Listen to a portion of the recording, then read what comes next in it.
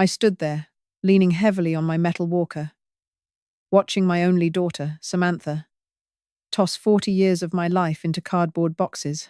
Two burly men were already hauling my favorite recliner out the front door like it was yesterday's trash. Samantha looked me right in the eye and told me the house was no longer mine. She claimed I had signed it away while I was recovering from surgery. She thought she was so clever, but what she did not know was that my late wife Mary had left me a secret, a hidden document tucked away in an old safe deep beneath the floorboards of our garden shed. While Samantha was busy spending her stolen wealth on a luxury apartment, I was quietly working with the Historical Society to prove her sale was illegal. I did not have to shout. I just let her own greed pull the trigger. Today, I am back on my porch, enjoying the sunset. Meanwhile, Samantha is shivering in a small tent in the middle of a public park. She wanted me in a tiny room. Well, now she has a very tiny home of her own. Before I reveal exactly how that old garden shed saved my life, please leave a comment and tell me, which city are you watching from today? Note, although this story is a dramatization designed for your entertainment, the message about protecting your legacy and the value of trust is very real. The sun was beginning to dip behind the old oak trees in my backyard when I heard the familiar crunch of gravel in the driveway. I was sitting at my oak kitchen table, rubbing my right hip. It had been acting up lately, a dull, constant ache that reminded me every single day that I was not 70 anymore. I was 78, and the years were starting to catch up. When I saw that silver sedan pull up, my heart lightened. It was Samantha, my only child, my pride and joy. Ever since my dear Mary passed away 4 years ago, Samantha had been my rock, or at least, that is what I told myself every night when the house felt a little too quiet. She walked in through the back door without even knocking. That was the way we did things in this house. She was carrying a white cardboard box from the local bakery downtown. The smell hit me immediately. Blueberry muffins, my absolute favorite. Warm, buttery, and sweet. "Hi, Dad," she said, leaning over to give me a quick peck on the cheek. She had a smile that reached her eyes. It was the kind of smile that made you feel like everything was going to be all right. "I thought you might need a little treat. You look like that hip is giving you a hard time today." "You always did have a sixth sense for that, Sam," I replied, reaching for the box. I watched her as she moved around the kitchen, grabbing 2 plates and starting a pot of coffee. She looked so much like her mother. She had Mary's high cheekbones and that same determined way of walking. We sat there for a while, just talking about the weather and the upcoming town council meeting. But then, the conversation shifted. Samantha reached into her leather bag and pulled out a stack of papers. She smoothed them out on the table with her palms, acting very casual. Almost like she was just clearing away crumbs.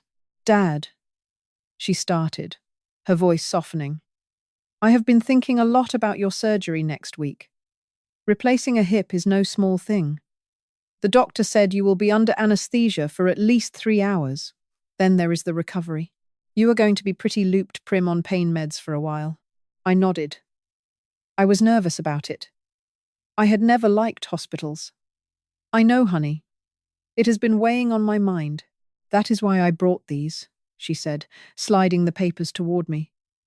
"They are just some updated medical forms. Standard stuff, really. It is a durable power of attorney for healthcare and some hospital admission waivers. It just means that if the doctors need a quick decision while you are asleep, or if you are too tired to deal with the paperwork in the recovery room, I can handle it for you." I looked down at the lines. There were a lot of words. Legal words. Small print. My eyes were not what they used to be, and the kitchen light was a bit dim. "Is this really necessary, Sam?" I asked. "The hospital has my insurance on file." "Oh, Dad, you know how the system is these days," she sighed, sounding genuinely frustrated with the bureaucracy. "Everything is so complicated. I just want to make sure you are protected. I do not want some stranger in a white coat making decisions for my father. I want it to be me. Because I love you." Those words. I love you. They are a powerful thing, especially when you are feeling old and a little bit scared. I looked at my daughter, and I saw a woman who had been there for every Thanksgiving and every birthday. I saw my little girl.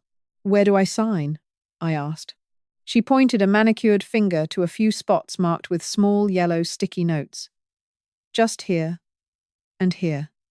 Oh, and one more on the last page. It is just a formality, Dad. To keep the lawyers happy." I took the pen from her hand. It was a heavy, expensive-looking pen. I signed my name, Arthur Richard Miller. I signed it 3 times. Each time, I felt a sense of relief, thinking that I was making things easier for both of us. "There," I said, handing the pen back.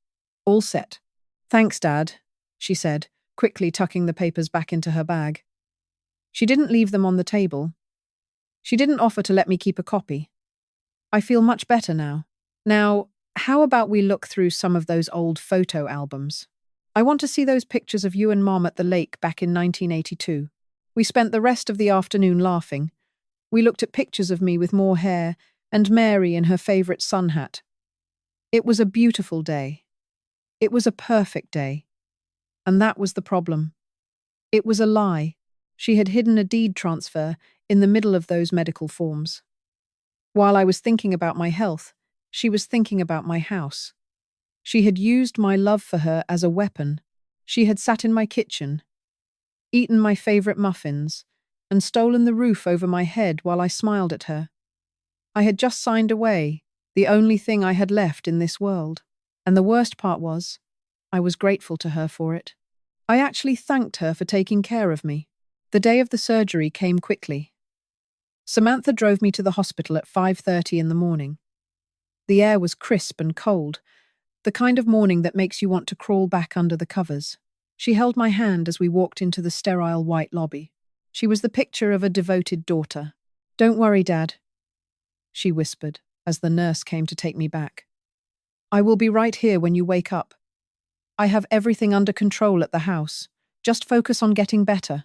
I remember the coldness of the operating room, the bright lights, the sound of the heart monitor beeping steadily, and then the darkness of the anesthesia.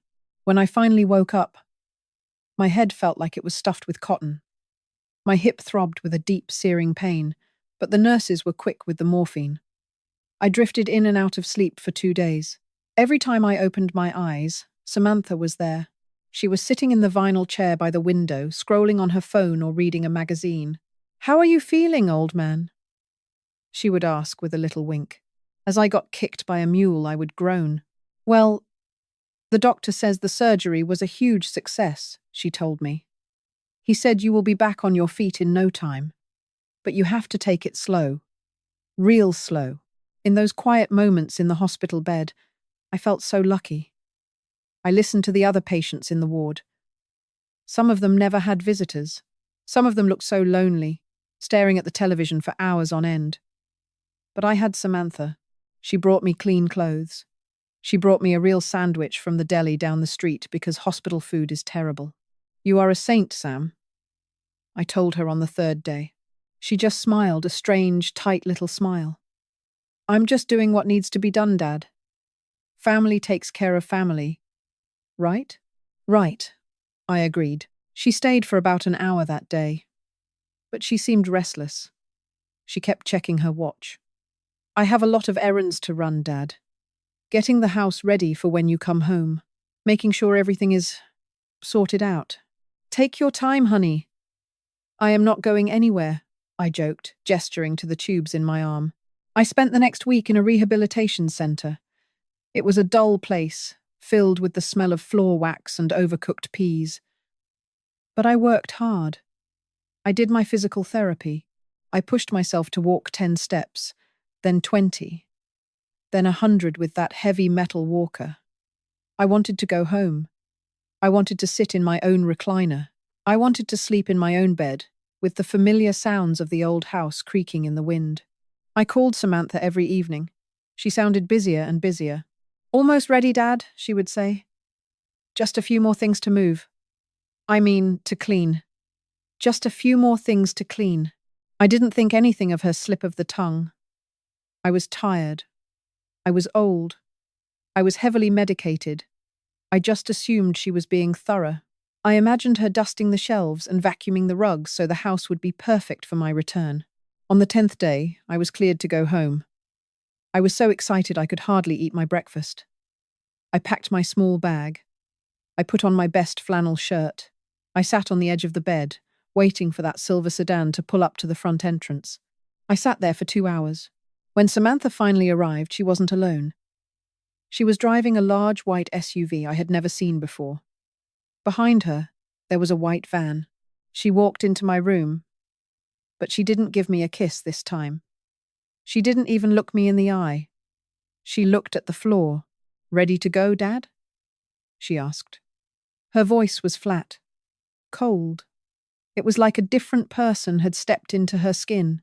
"Ready as I'll ever be," I said, trying to keep the mood light. "Who are the guys in the van? Did you hire a cleaning crew for the big homecoming?" She didn't answer. She just helped me into the wheelchair and pushed me toward the exit. The sun was bright, but I felt a sudden chill. There was a knot forming in my stomach, a heavy, cold knot that told me something was very, very wrong. As she helped me into the passenger seat of the SUV, I noticed her leather bag on the floor. Sticking out of the side was a manila folder. In big, bold letters, it said, "Final closing documents." I felt my heart skip a beat. Closing documents? For what? "Samantha," I asked, my voice trembling just a little. "What is going on?" She started the engine and pulled out of the parking lot. She didn't head toward my neighborhood. She turned the opposite way, toward the highway. "We're just taking a little detour, Dad," she said. "Don't worry about it. Everything is going to be much easier for you from now on. Much smaller, much easier to manage." I looked out the window as we sped away from the only life I had ever known. The calm was over. The storm had arrived, and I was completely unarmed. The SUV pulled onto my street, and for a split second, my heart leaped with joy. There it was, my house. The white siding was a little weathered, and the flower beds needed weeding, but it was mine. It was the place where I had raised Samantha. It was the place where I had held Mary's hand as she took her final breath. But as we got closer, I saw them. 2 large, burly men in grey jumpsuits were carrying my heavy oak dresser out onto the lawn. There was a massive moving truck parked right over my prize-winning hydrangea bushes. "Samantha." "Stop the car," I whispered. My voice felt thin, like old parchment. "What are they doing? Why are they touching my things?" She didn't stop. She pulled into the driveway and put the car in park. She didn't turn off the engine. She just sat there, staring straight ahead through the windshield. "It is time to move, Dad," she said. Her voice was as cold as a winter morning in Minnesota. "Move? Move where?" "Samantha, this is my home." I tried to open the car door, but my hands were shaking so much I couldn't find the handle. "I have lived here for 45 years. Your mother and I built this place with our own 2 hands back in 1978. You can't just move me." She finally turned to look at me. There was no pity in her eyes. There was only a hard, metallic calculation. "I sold the house, Dad. I closed the deal while you were in the rehabilitation center. The new owners paid $450,000. Cash. They want to move in by this evening. You have 2 hours to grab your personal items. $450,000. The number echoed in my head like a gunshot. "Sold it? How? I never signed a deed." I felt a sudden sharp pain in my chest that had nothing to do with my surgery. "Yes, you did," she replied, her voice dropping to a low, rhythmic hiss. "Remember those medical forms? The ones you signed before your surgery? The ones you didn't bother to read because you trusted your darling daughter? One of those pages was a quitclaim deed. You signed the property over to me, Dad. Legally, it was my house to sell. And I sold it." I felt the world tilting. I leaned my head back against the headrest and closed my eyes. I felt like I was drowning in my own driveway. My own daughter had tricked me. She had used my fear of surgery, my love for her, and my aging eyes to rob me. Why, Samantha? I choked out. I was going to leave it all to you anyway. It was all going to be yours when I passed. I didn't want to wait until I was 60 to start my life, Dad. She snapped, her patience finally breaking. I have debts. I have plans. I want a luxury apartment in the city. I want a car that doesn't smell like old coffee and dog hair. You don't need this big old drafty house. You're 80 years old. You need a place that is manageable. She got out of the car and walked around to my side. She opened the door and practically hauled me out. I gripped my walker so hard my knuckles turned white. I stood there on the pavement, hobbling on my new hip, watching my life being dismantled. One of the moving men walked by carrying a box of Mary's fine china. I heard the delicate clinking of the plates. "Careful with those!" I shouted, but my voice broke. "Don't worry about the dishes, Dad," Samantha said, tossing a small duffel bag into the back of the SUV. "I already picked out the things you'll need. Just the basics. Clothes, your medications, and a few photos. There isn't room for anything else where you're going." She pushed me toward the SUV, and I realized I wasn't going inside. I wasn't allowed to say goodbye to the walls. I wasn't allowed to stand in the kitchen one last time. I was being evicted from my own life. As we pulled out of the driveway, I looked back. The moving men were carrying out my recliner, my chair, the place where I sat every evening to read the paper. They set it down on the sidewalk like it was a piece of junk. I looked at Samantha. She was humming a little tune, tapping her fingers on the steering wheel. She had just destroyed me, and she was happy. She had $450,000 in the bank, and she didn't care that her father was sitting next to her with nothing but a walker and a bag of old shirts. It was the darkest Monday of my life. The place Samantha took me to was called Golden Sunsets. It sounded like a paradise, but it looked like a prison. It was a grey, brick building on the outskirts of town, wedged between a noisy highway and a discount tire shop. When we walked into the lobby, the smell hit me. It was the smell of industrial-strength bleach and overcooked cabbage. It was the smell of people waiting to die. Samantha marched up to the front desk and spoke to a woman in a floral scrub top. "I'm here to drop off Richard Miller," she said, as if she were dropping off a bag of laundry. "We have the basic plan. Semi-private room. All inclusive."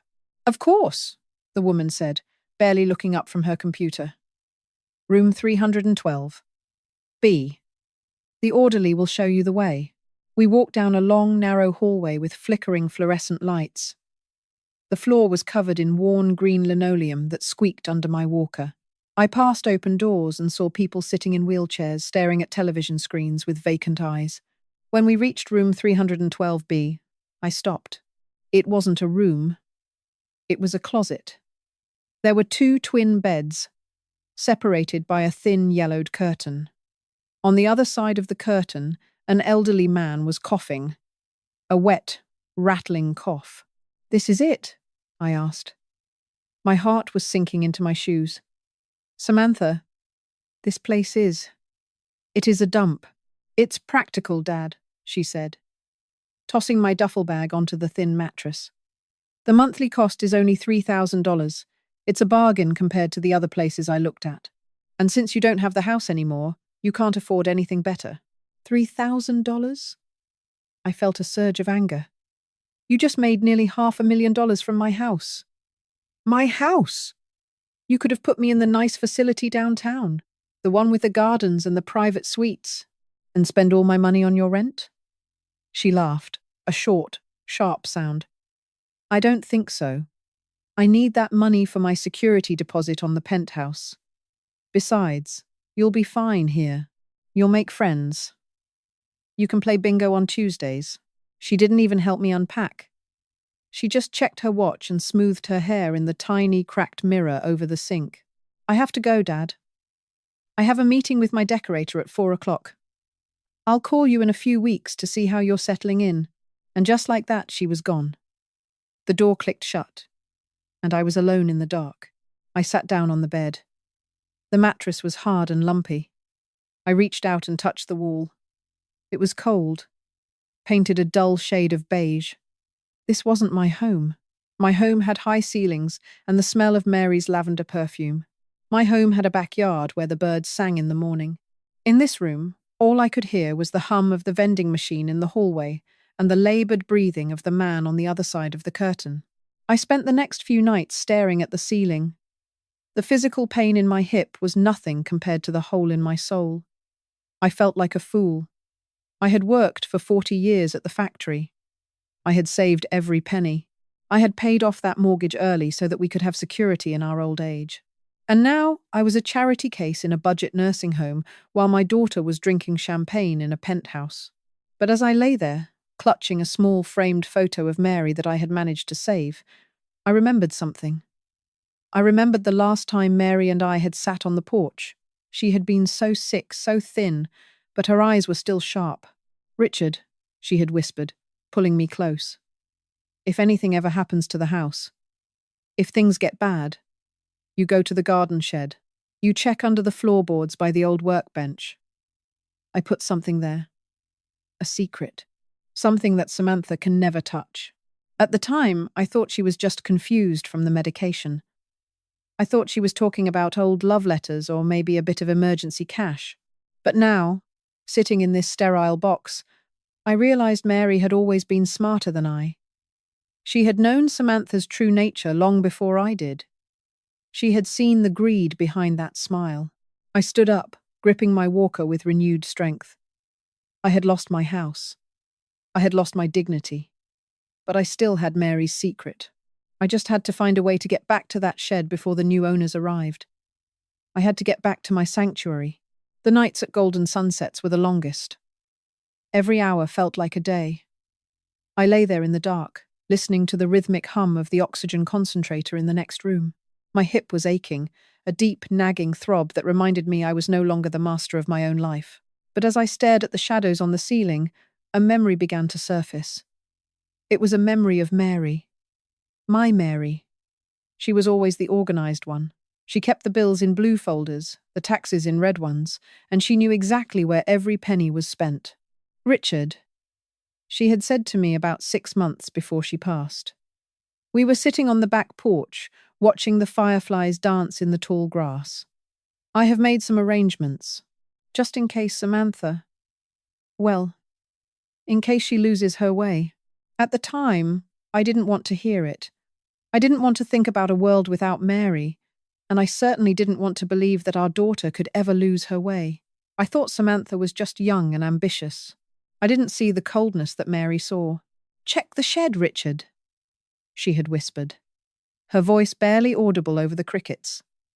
"Under the floorboards, beneath the old workbench where you used to fix the lawnmower, there is a small floor safe. Only my thumbprint and a physical key can open it, or the backup code I tucked into the back of our wedding album." I had forgotten all about it. In the grief of losing Mary, and then the struggle with my own health, that conversation had slipped into the back of my mind like a misplaced letter. But now, it was the only thing I could think about. Samantha had sold the house. She had cleared out the closets. She had sold the furniture. But she had always hated that garden shed. To her, it was just a dirty, spider-filled shack at the edge of the property. She called it a monstrosity.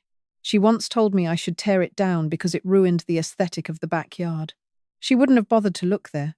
She would have assumed it was just full of rusted shears, half-empty paint cans, and old bags of potting soil. To Samantha, if it wasn't shiny and expensive, it didn't exist. That was her biggest mistake. I sat up in my hard bed, my heart racing. I needed to get back there. The new owners were supposed to take full possession by the end of the week. I had maybe 48 hours left. I looked at the small photo of Mary on my nightstand. Her smile seemed to encourage me. She had been protecting me from beyond the grave. She had known that one day I might need a sanctuary that Samantha couldn't sell. I spent the rest of the night planning. I couldn't drive. I could barely walk. I had no money for a taxi, and Samantha had blocked my calls. I was a prisoner in a cheap suit. But I still had one thing. I had a friend. The next morning I used the payphone in the common room. I didn't want to use the nursing home's desk phone where the staff could overhear me. I dialed a number I had known for 30 years. Hank? I said when the line picked up. It's Richard. I need a favor. A big one. Hank was my neighbor from 2 doors down.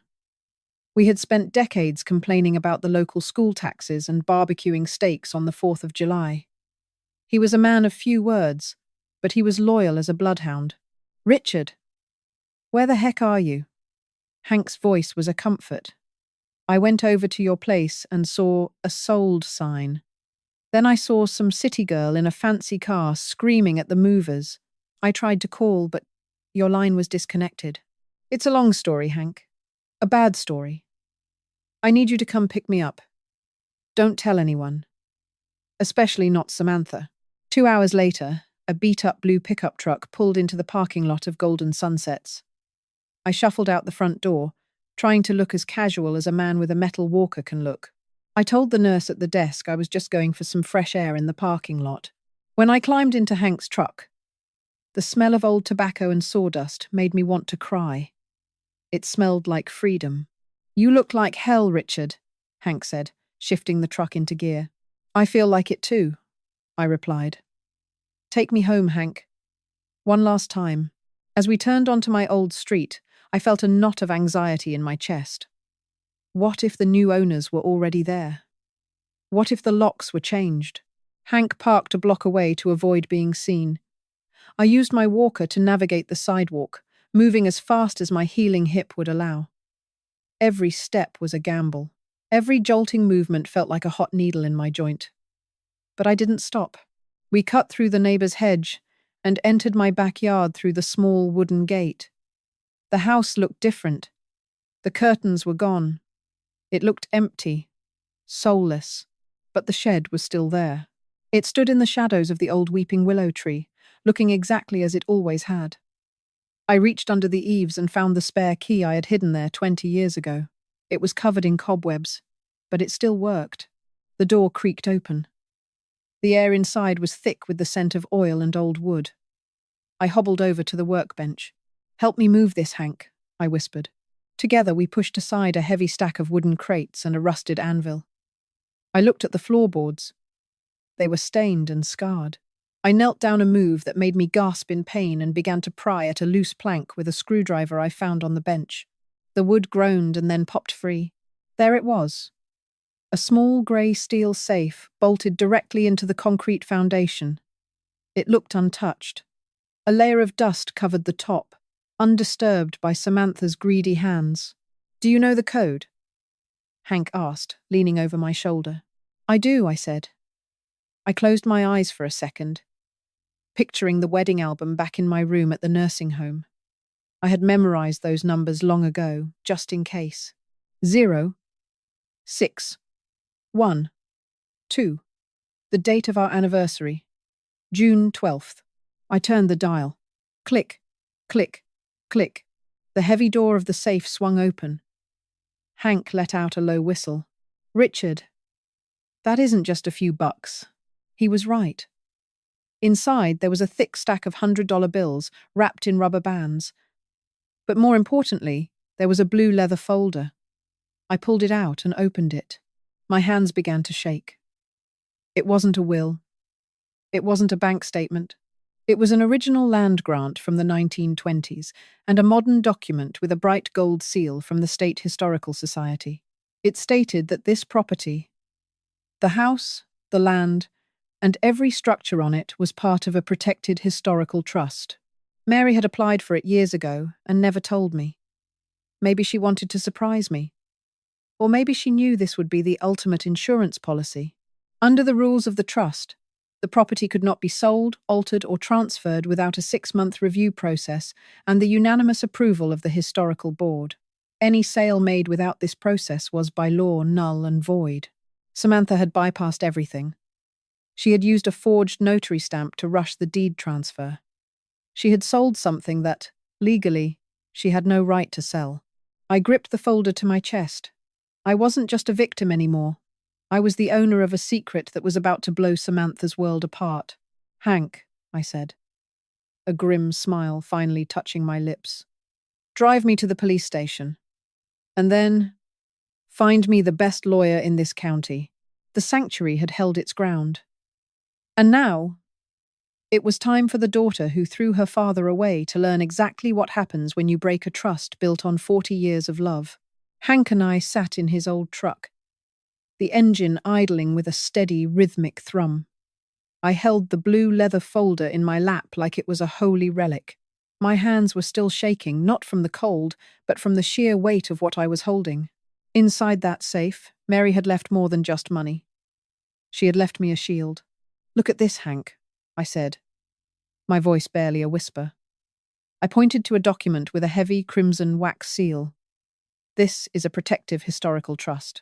Mary applied for this back in 1998. She never said a word about it to me. As I read through the fine print, the pieces of the puzzle began to fall into place. In our county, if a home is designated as a historical trust, it belongs to the community as much as it belongs to the owner. It means the house cannot be torn down. It cannot be sold to developers. And most importantly, it cannot be transferred or sold without a public hearing and a 90-day notice to the Historical Society."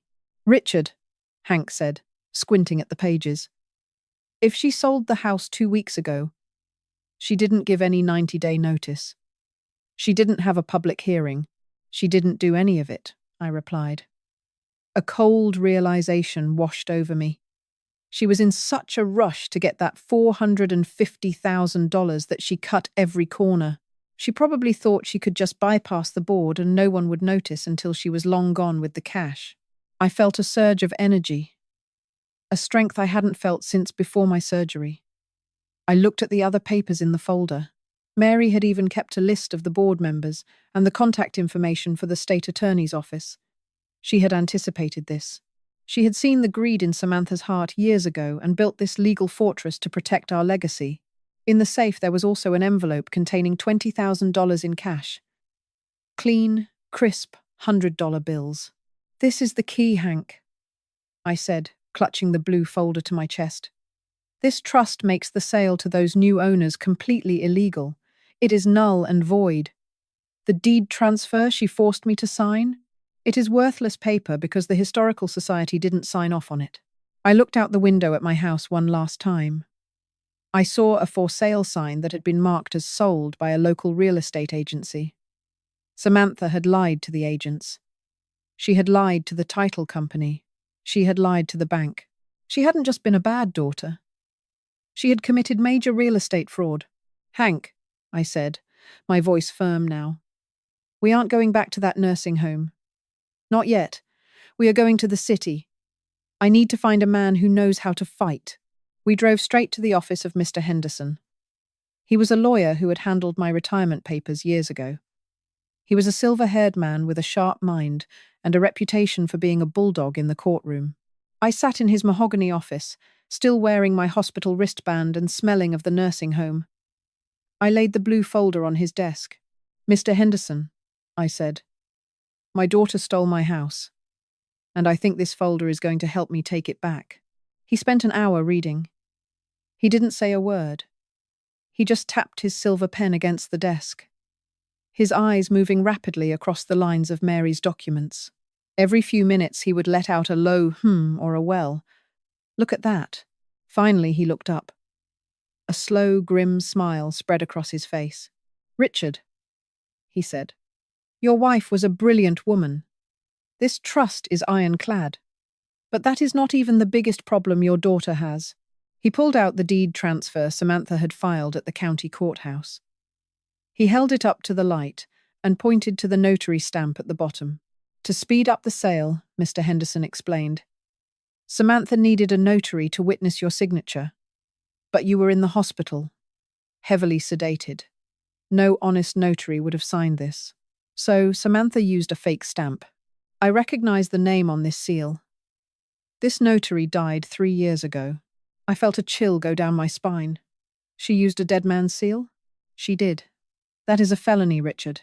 It is forgery and fraud. She didn't just trick you. She broke a dozen federal and state laws. My first instinct was to pick up the phone. I wanted to call Samantha. I wanted to scream at her. I wanted her to know that I had won. But Mr. Henderson held up a hand. No, he said firmly. We do not call her. Not yet. We want her to feel safe. We want her to keep spending that money. The more she spends, the deeper the hole she digs for herself. We spent the next 3 days working in total silence. I stayed at Hank's house, sleeping on his guest bed. I didn't return to the nursing home. Mr. Henderson contacted the Historical Society, the state attorney, and the fraud division of the bank. We gypped her. We set a legal trap that was silent and invisible. The bank was the first to move. They quietly flagged the $450,000 in Samantha's account as disputed funds. They didn't tell her. They just waited. Then, the Historical Society filed an emergency injunction. They declared the sale of my house to be an illegal act against a protected landmark. They contacted the buyer's title insurance company. I can only imagine what Samantha was doing during those days. She was probably at the mall. She was probably looking at expensive furniture for her new penthouse. She was probably laughing at her old, foolish father who was rotting away in a semi-private room at Golden Sunsets. She thought she was untouchable. She thought she had won. But while she was celebrating, the walls were closing in. Every document she had signed was being picked apart by experts. Every dollar she had spent was being tracked. Justice is a slow process, Richard, Mr. Henderson told me as we sat in his office on the third day. But when it arrives, it hits like a freight train. Tomorrow morning, the bank will freeze her accounts. The police will serve her with a summons. And the buyers of your house will be knocking on her door, demanding their money back. I nodded. I didn't feel happy. I felt a profound sadness. I was about to destroy my only child's life. But then I remembered the way she looked at me in the driveway. I remembered the way she threw Mary's china into a box. She had chosen money over her own father. Now, the law was going to choose the truth over her. Let it happen, I said. Let the train arrive. The collapse of Samantha's world did not happen with a bang. It happened with a quiet, digital click at a bank downtown. It was a Tuesday morning. I was sitting in Hank's kitchen, sipping coffee and waiting for the phone to ring. Mr. Henderson had told me that today was the day the trap would spring. Samantha had no idea. She was probably still sleeping in that expensive penthouse apartment she had rented with the first installment of the house money. She had already spent $60,000 on Italian leather sofas, a designer wardrobe, and a luxury lease on a brand new convertible. She thought she was a millionaire. She thought she was untouchable. But at exactly 9 o'clock in the morning, the bank's fraud department hit the freeze button. Suddenly, her gold credit cards were just pieces of plastic. Her bank balance, which showed nearly $400,000, was locked behind a wall of legal red tape. An hour later, the buyers of my house, a young couple who had been victims themselves in this mess, received a call from their title insurance company. They were told that the deed they held was a forgery. They were told that the house they thought they bought still belonged to me. Naturally, they were terrified of losing their life savings. They immediately filed a lawsuit against Samantha for the return of their deposit and damages for fraud. By noon, the police arrived at her penthouse door. They weren't there to arrest her yet, but they were there to serve her with a summons for a grand jury investigation. The charge? Forgery of a notary seal. I heard about it all through Mr. Henderson. He kept me updated every hour. She tried to fight it, Richard, he told me over the phone. She went to the bank and screamed at the manager. She claimed it was all a mistake. But then they showed her the records. They showed her the proof that she had used a dead man's stamp. She turned white as a sheet and ran out of the building. But the worst was yet to come for her. Since the money she used to rent that penthouse was considered proceeds of a crime, the landlord was notified by the authorities. In a luxury building like that, they don't play around with criminals. They issued an immediate eviction notice. Within 48 hours, Samantha was tossed out of that penthouse. She couldn't take the furniture because it hadn't been fully paid for yet. She couldn't take the car because the lease was voided. She was left on the sidewalk with 2 suitcases and no place to go. All her friends from her new wealthy life disappeared as soon as they heard the word fraud. She had stolen my life. But the law had stolen hers back. She had $0 in her pocket. and a mountain of legal fees piling up. The bank had seized everything to pay back the buyers she had cheated. She had traded her father's love for a pile of stolen cash. And now the cash was gone, and her father was nowhere to be found. A month had passed since the legal storm. I was finally back home. The young couple who had tried to buy the house were actually very kind people. Once they understood that Samantha had tricked us both, they moved out peacefully, and the bank helped them get their money back through their insurance. I sat on my front porch swing, watching the sunset. The air was warm, smelling of cut grass and blooming honeysuckle. The sold sign was gone. In its place was a small, elegant plaque from the Historical Society. It stated that this house was now a permanent landmark. It was legally mine again, and it could never be stolen again. I was enjoying the silence when I saw a figure walking up the long driveway. The person was moving slowly, their head bowed. They were carrying a small, dusty backpack. As the figure got closer, I recognized her. It was Samantha, but she didn't look like the woman who had brought me muffins a few weeks ago. She looked haggard. Her expensive clothes were wrinkled and stained. Her hair was matted, and there were dark circles under her eyes.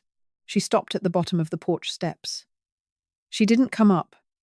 She just stood there, her shoulders shaking. "Dad?" she whispered. Her voice was cracked and weak. I didn't say anything. I just kept swinging. The chains of the porch swing creaking softly. "Dad, please," she sobbed, sinking to her knees on the gravel. "The bank took everything. I have no money. I have no phone. I have been sleeping in a tent in the public park for 3 nights. It is cold, Dad, and I'm scared." I looked at her. I looked at the daughter I had loved with all my heart. I searched my soul for that old warmth, that old desire to protect her. But all I felt was a deep, hollow disappointment. "You're in a tent, Samantha?" I asked quietly. "Yes," she niced. "The police said I can't stay there much longer. I have nowhere to go. Please, let me come inside, just for a few nights. I'm your daughter." I stopped the swing. I leaned forward, resting my hands on my walker. "Jia ding hong lua doi niao, Samantha," I said, repeating a phrase my father used to tell me. "Family doesn't trick family. You sat at my kitchen table and watched me sign away my life while you smiled at me. You threw me into a sterile room with a dying stranger because it was easier for you to manage. I was wrong. I'm sorry," she cried, reaching out a hand toward the porch. "You aren't sorry you did it, Samantha," I replied. "You're just sorry you got caught. You told me this house was too big for me. You told me I needed a smaller place that was easier for me to manage. Well, maybe that tent is exactly what you need. It's small. It's manageable. You don't have to worry about taxes or maintenance there. You're going to leave me on the street?" She gasped, her eyes wide with shock. "No," I said, standing up with the help of my walker. "I am leaving you to the consequences of your own choices. This house is part of a historical trust now. The rules are very strict about who can live here, and those rules do not include people who commit fraud against the owner." I turned around and walked toward the door. I didn't look back. "Dad, please!" she screamed from the driveway. I stepped inside and closed the heavy oak door. I turned the deadbolt. The sound was final. I walked into the kitchen and saw the sun shining on the old table where it had all started. I realized then that a home isn't just a building you can buy or sell. It is a sanctuary built on trust. Once you break that trust, you lose the right to the sanctuary. Samantha had learned the hardest lesson of all. You can't build a life on a foundation of lies. I sat down, poured myself a glass of water, and listened to the peaceful sounds of the house. For the first time in a long time, I felt truly safe. Sometimes, the people we love the most have to be let go so we can find ourselves again. Justice had prevailed. And the garden shed was still standing, guarding its secrets, just as Mary had intended. The sun has finally disappeared behind the horizon, leaving only a soft purple glow over the roof of my house. I am still sitting here, on this old wooden porch, listening to the crickets and the distant sound of a neighbor's lawnmower. It is a peaceful sound. It is the sound of a life that has been reclaimed. Looking back at everything that happened, I realized something important. This house was never just about the bricks, the mortar, or the white siding. It was about the 40 years of laughter, the holiday dinners, and the quiet mornings I shared with Mary. It was a sanctuary built on a foundation of absolute trust. When Samantha tried to turn this home into a quick paycheck, she did more than just steal a piece of property. She tried to sell the very soul of our family. She thought that money could replace a father's love. She thought that a luxury apartment could replace a lifetime of memories. But as she learned in that lonely tent in the park, once you burn a bridge built on trust, you have nowhere left to go. It is a hard lesson to learn, especially for a daughter. Part of me still feels the ache of a father's heart, wondering where I went wrong. But another part of me knows that some lessons can only be taught by the world itself. Justice is not always fast, and it is not always easy. But in the end, the truth has a way of finding its way back home. To all of you watching today, I want to say this. Hold on to your legacy. Do not let your kindness be mistaken for weakness. Your hard work and your history matter. And most importantly, remember that a true home is a place where you are safe. Not just from the wind and the rain, but from the greed of the world. If this story touched your heart, or if you believe that justice should always prevail for our elders, please take a moment to hit the like button. It helps us continue to share these messages with people who need to hear them. We would also love to hear your thoughts in the comments. Have you ever faced a difficult lesson about trust in your own family? And if you want to hear more stories about resilience, karma, and the wisdom of the years, please subscribe to our channel. Your support means the world to us and helps us keep this community growing. Thank you for spending your evening with me on this porch. Until next time, stay safe, stay strong, and cherish the sanctuary you have built. Note: although this story is a dramatization created for your entertainment and to share a moral lesson, the themes of elder protection and the importance of legal trusts are very real. This content is not professional legal advice. Please consult with a certified attorney regarding any property or estate matters.